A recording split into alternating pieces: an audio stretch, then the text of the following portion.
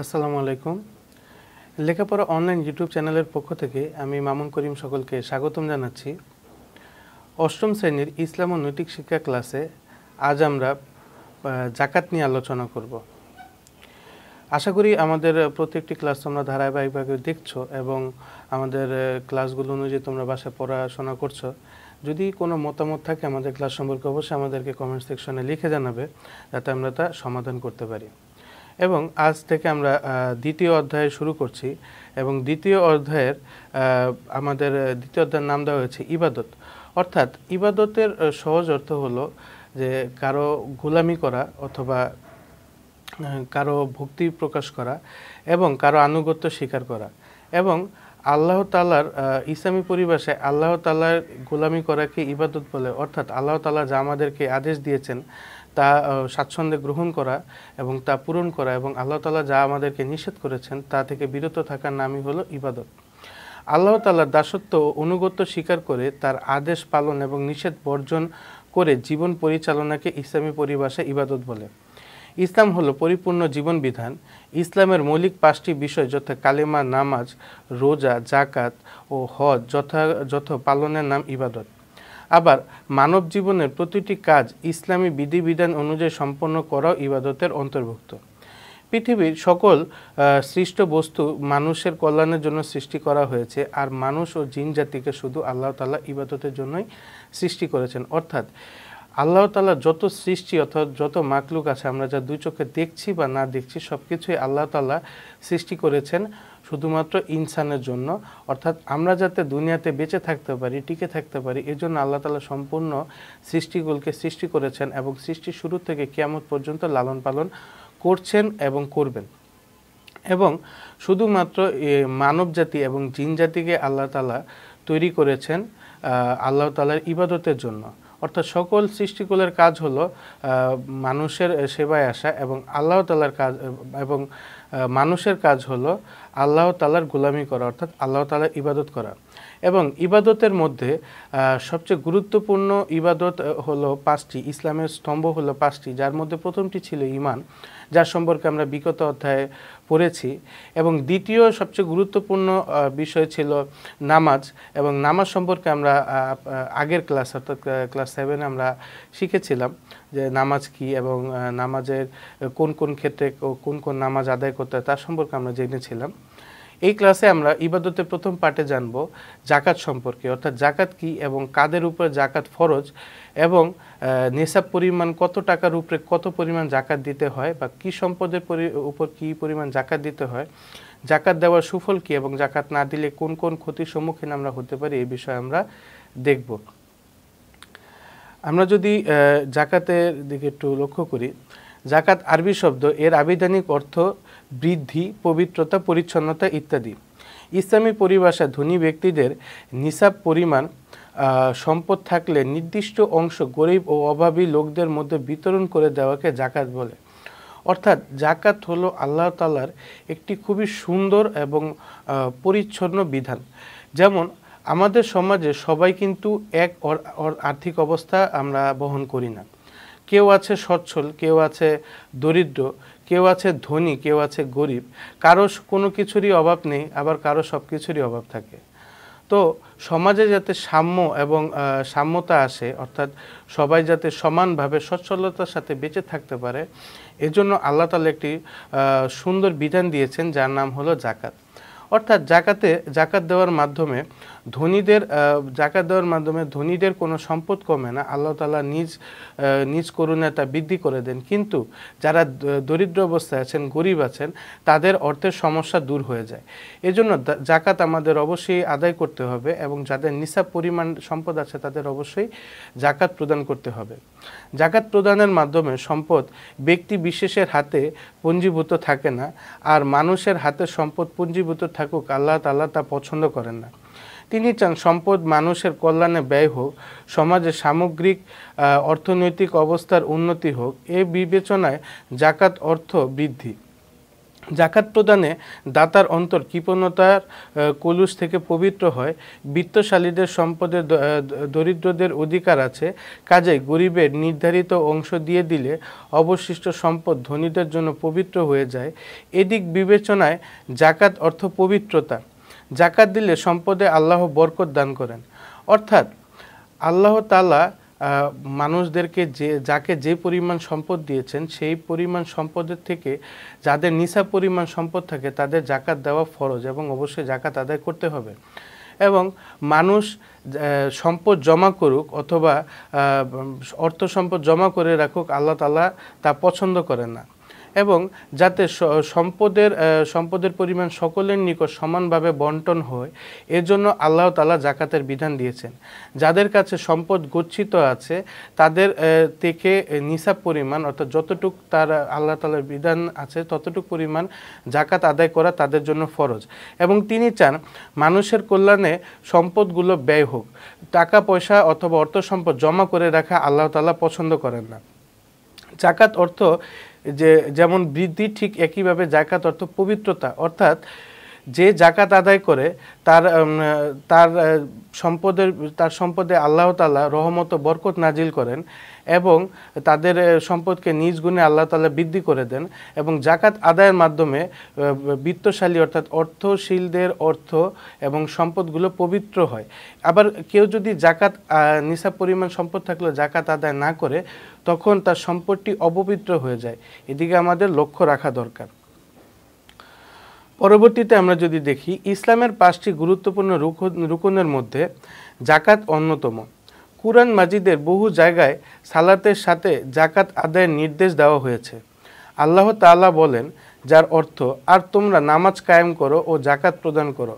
সূরা আল মুজাম্মিল আয়াত 20। অর্থাৎ আল্লাহ তাআলা কোরআনের আয়াতের মধ্যে স্পষ্টভাবে বলে দিয়েছেন যে তোমরা সালাত আদায় করো অর্থাৎ নামাজ কায়েম করো এবং জাকাত আদায় করো। অর্থাৎ আমাদের জন্য সালাত আদায় করা যেমন জরুরি, ঠিক একইভাবে জাকাত আদায় করাও ঠিক ততটুকুই জরুরি। কিন্তু জাকাত সবার উপরে নিসাব পরিমাণ থাকে না, সবার উপর ফরজ হয় না। কারো উপর যার নিসাব পরিমাণ সম্পদ থাকে সে জাকাত দিবে এবং যার নিসাব পরিমাণ সম্পদ থাকে না তার জাকাত দেওয়ার কোনো প্রয়োজন নেই। এবং জাকাত হলো দরিদ্রের আল্লাহ প্রদত্ত অধিকার, ধনীদের দয়া বা অনুগ্রহ নয়, এবং এটি আদায় করা ধনীদের উপর ফরজ। এ প্রসঙ্গে আল্লাহ তাআলা বলেন, তাদের অর্থাৎ ধনীদের ধন সম্পদে অবশ্যই দরিদ্র বঞ্চিতদের অধিকার রয়েছে। অর্থাৎ আল্লাহ তাআলা খুব সুন্দরভাবে এমনইভাবে জাকাতের বিধানগুলো দিয়েছেন যে যাদের সম্পদে নিসাব পরিমাণ সম্পদ রয়েছে তাদের মধ্যে সেই নিসাব পরিমাণ সম্পদ অর্থাৎ জাকাত যতটুকু আসে ওই অংশটুকু সে করুণা করে দিচ্ছে না অথবা সে সদকা করছে না, এটা গরিবের অধিকার। এবং ওই সম্পদটুকু অর্থাৎ জাকাত পরিমাণ সম্পদটুকু গরিবের জন্য তার অধিকার এবং সম্পদশালীদের জন্য অর্থাৎ ধনীদের জন্য তা হলো হারাম। অর্থাৎ এই বিধানের মাধ্যমে আল্লাহ তাআলা বুঝাচ্ছেন, আমাদেরকে সম্বোধন করছেন যে আমরা যাতে জাকাত প্রদান করার সময় এই মনে না করি যে আমরা কারোর প্রতি করুণা করছি অথবা আমরা কাউকে দান খয়রাতের মাধ্যমে তাদের প্রতি দয়া দেখাচ্ছি। এর বদলে আমাদের এটা মনে করা দরকার যে আল্লাহ তাআলা আমাদের নিকট যে সম্পদ দিয়েছেন সেই সম্পদের মধ্যে কিছু অংশ গরিবের আছে, যা ওই অংশটা আমার নয়, ওটা হলো যারা দরিদ্র তাদের, এবং তার যত তাড়াতাড়ি সম্ভব তা আমাদের আদায় করতে হবে। কারণ ওই সম্পদ ধনীদের জন্য হলো হারাম আর ওই সম্পদ হলো দরিদ্রদের জন্য তার অধিকার। এবং আল্লাহ তাআলা কোরআনের আয়াতে স্পষ্টভাবে বলে দিয়েছেন জাকাতের অর্থ হলো দারিদ্রদের অধিকার। এবং আমাদের দেশে যদি আমরা সমস্ত যারা ধনী আছেন তারা যদি সম্পূর্ণভাবে জাকাত আদায় করেন তাহলে অতি শীঘ্রই আমাদের দেশ থেকে দারিদ্রতা দূর হয়ে যাবে। এবং আল্লাহ তাআলার এই বিধানটি যদি কেউ খুবই সূক্ষ্মভাবে পালন করে তাহলে এক সময় এমন আসবে যখন আমাদের দেশে কোনো দারিদ্রতা থাকবে না এবং সবাই সচ্ছলতার সাথে জীবনযাপন করবে। এবং এই বিষয়ে একটি সুন্দর ঘটনা আছে, আমি ঘটনাটি তোমাদের সাথে শেয়ার করছি। আমাদের একজন খলিফা ছিলেন অতীতে, যার নাম ছিল আবদুল্লাহ ইবনে আজিজ, এবং উনি খুবই ন্যায়পরায়ণ একজন বাদশাহ ছিলেন। এবং উনি যখন বাদশাহ হওয়ার পরে প্রথম বছর এমনভাবে জাকাতের নিয়মটি বিধানটি পরিচালনা করলেন এবং এমনভাবে জাকাত আদায় করলেন এবং সকল দরিদ্রদেরকে বন্টন করলেন, যার কারণে তার পরবর্তী 3 বছর পর্যন্ত জাকাত দেওয়ার মতো কোনো মানুষ খুঁজে পাওয়া যায় না। অর্থাৎ জাকাতের নিয়মটি সুন্দরভাবে যদি আমরা অনুসরণ করি তাহলে এমন অবস্থা হবে যে সবাই সচ্ছলতার সাথে বসবাস করবে এবং জাকাত দেওয়ার মতো কোনো ব্যক্তি আর বাঁচবে না এবং সকলেই তাদের অর্থনৈতিক সচ্ছলতা লাভ করতে পারবে। শরীয়তের বিধান অনুযায়ী নামাজ আদায় করলে আদায়কারীর জন্য যেমন পুরস্কার ঘোষণা আছে, তেমনি জাকাত আদায়কারীর জন্য সুসংবাদ রয়েছে। যেমন জাকাত দিলে মাল পবিত্র হয় এবং সম্পদে আল্লাহ তাআলা বরকত দেন। জাকাত প্রদানকারীদের আখিরাতে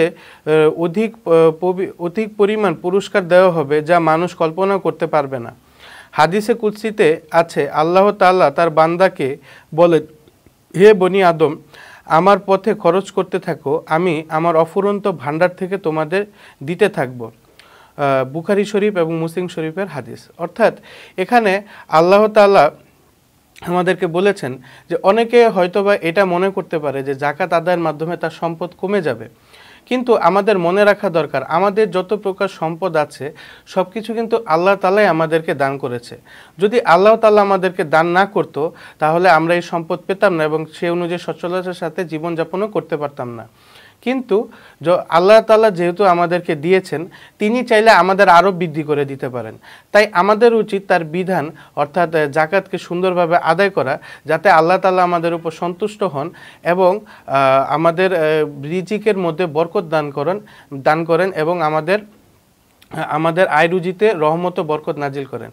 এবং আল্লাহ তাআলা স্পষ্টভাবে তিনি বলে দিয়েছেন যে যিনি জাকাত আদায় করবে তাকে আল্লাহ তাআলা যে অফুরন্ত ভান্ডার আছে সে থেকে তাদেরকে দিতে থাকবে।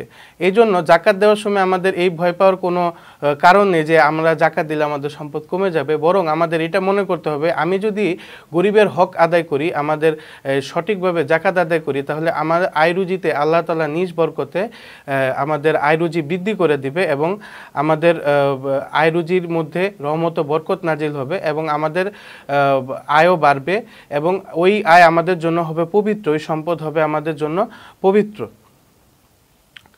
এবং এই সম্পর্কে আল্লাহ তাআলা আরও বলেন, আর আল্লাহ বলেন, আমি অবশ্যই তোমাদের সাথে আছি যদি তোমরা নামাজ কায়েম করো এবং জাকাত দাও। অর্থাৎ আল্লাহ তাআলা বিভিন্ন আয়াতের মাধ্যমে বারবার মানুষদেরকে এই জাকাতের বিধান সম্পর্কে বলছেন, কারণ এই জাকাত খুবই গুরুত্বপূর্ণ একটি বিধান এবং তা আমাদের অবশ্যই পালন করতে হবে। এবং আল্লাহ তাআলা স্বয়ং বলে দিয়েছেন যারা নামাজ আদায় করবে, নামাজ কায়েম করবে এবং জাকাত আদায় করবে, আল্লাহ তাআলা স্বয়ং তাদের সাথে আছেন। আমাদের যিনি সৃষ্টিকর্তা, যিনি সমস্ত কুলকে লালন পালন করছেন, তিনি যদি আমাদের সাথে থাকেন তাহলে আমাদের আর কিছু দরকার হয় না। অর্থাৎ আমাদের প্রতিটি ক্ষেত্রে যদি আল্লাহ তাআলা আমাদের অভিভাবক হিসেবে থাকেন তখন আর আমাদের কোনো কিছুর প্রয়োজন হবে না। আমাদের সকল প্রয়োজন তখন আল্লাহ তাআলা তার গায়বী ভান্ডার থেকে তা পূরণ করে দিবেন ইনশাআল্লাহ। তো এই ক্ষেত্রে আমরা সবসময় মনে রাখবো যে আল্লাহ তাআলার প্রতিটি বিধিবিধানই আমাদেরকে পালন করতে হবে এবং সেই বিধান মোতাবেক আল্লাহ তাআলা যা ফরজ করেছেন তা খুব গুরুত্ব সহকারে পালন করতে হবে এবং আল্লাহ তাআলা যা নিষেধ করেছেন তা থেকে আমাদের বিরত থাকতে হবে। যেমন এই জাকাতের বিধানে আমাদের সম্পদের মধ্যে যতটুকু পরিমাণ জাকাত পরিমাণ টাকা থাকবে বা সম্পদ থাকবে অতটুকু আমাদের জন্য হারাম এবং ওই সম্পদ আমাদের জন্য ভোগ করা নিষেধ। এজন্য ওই সম্পদ আমরা ভোগ করা থেকে বিরত থাকব এবং যত শীঘ্রই এবং যত তাড়াতাড়ি সম্ভব আমাদের উচিত ওই সম্পদ একটি নিসাব পরিমাণ টাকা দরিদ্রদের নিকট সম্পূর্ণরূপে বন্টন করে দেওয়া। আশা করি ভিডিওটি তোমরা সম্পূর্ণ দেখেছো এবং জাকাত যে কি গুরুত্বপূর্ণ একটি বিধান এবং আল্লাহ তাআলা যে বারবার কোরআনের আয়াতের মধ্যে আমাদেরকে এর গুরুত্ব প্রকাশ করেছেন, বলেছেন এবং যিনি জাকাত দেন আল্লাহ তাআলা স্বয়ং তার সাথে থাকেন, মানে হলো যে আল্লাহ তাআলা তার অভিভাবক হয়ে যান। এই বিষয়ে আমরা আশা করি তোমরা ভালোভাবে বুঝেছো। যদি ভিডিওটি তোমাদের ভালো লেগে থাকে অবশ্যই তোমরা লাইক বাটনে ক্লিক করবে এবং সহপাঠীদের সাথে শেয়ার করবে এবং আমাদের চ্যানেলটি সাবস্ক্রাইব করে পরবর্তী নোটিফিকেশনের জন্য বেল আইকনটি প্রেস করে রাখবে। আজ এই পর্যন্তই। পরবর্তী ক্লাসে আবার হাজির হব জাকাতের বাকি অংশ নিয়ে। আসসালামু আলাইকুম।